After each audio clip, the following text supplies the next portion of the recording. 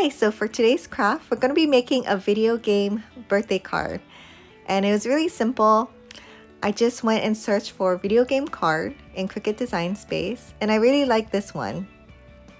And even though it says 6, I'm going to show you how you can make it 10. So I'm going to add it to canvas. And the cards that I'm going to be using are the Cricut insert cards.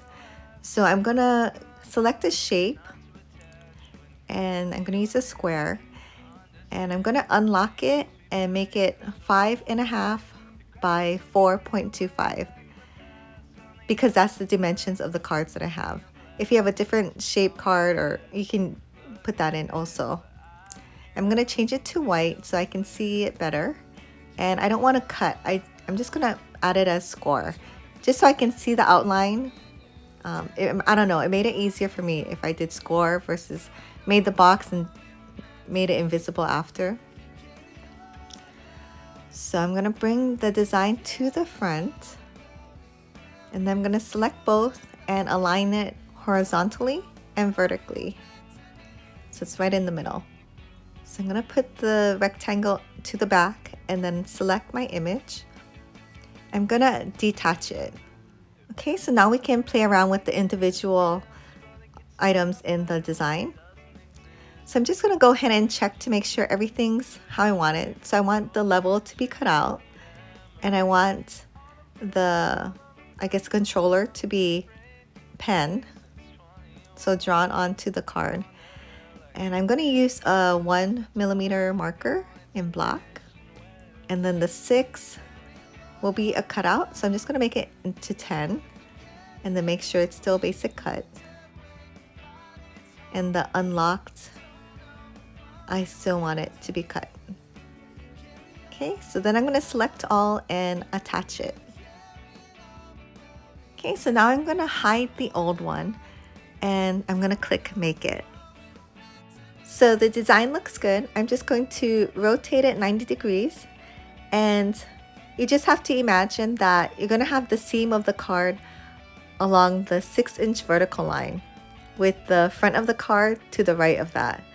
And you're just going to, center it and place it where you want it. And when you have it centered, you can click continue.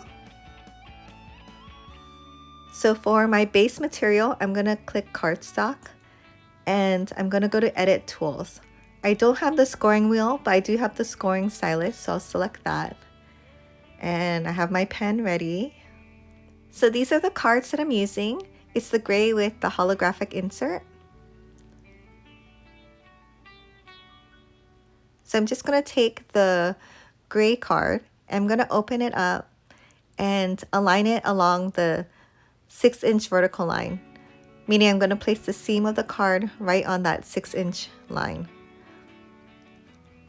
And then I'm going to hold it down and kind of make sure that the 2 right corners are evenly spaced out.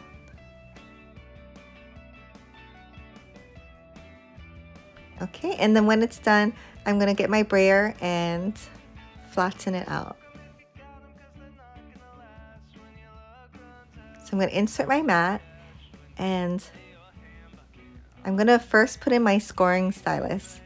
So this is not super necessary, but it also doesn't hurt to have the stylus go around. I mainly kept it there because if I didn't do the score, then I wouldn't have the outline shown on the mat, which is kind of key when you're trying to place it in the middle.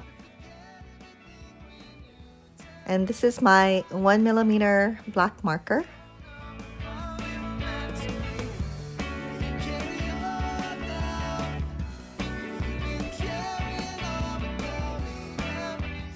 So when it's done, I always try to take my marker out first and put the cap on so I don't forget.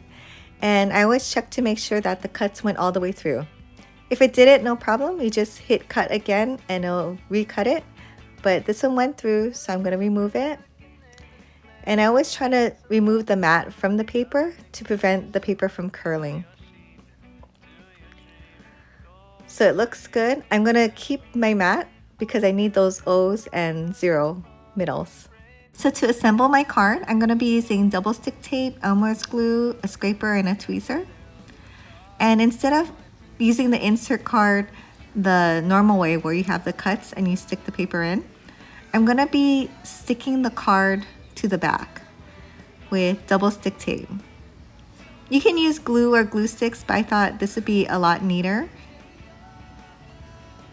Sometimes when you use glue, it warps the paper, and glue sticks may or may not be strong enough. So super simple, just using 2 pieces of tape. I'm sticking it on the back, and then I'm gonna get a little bit of Elmer's glue.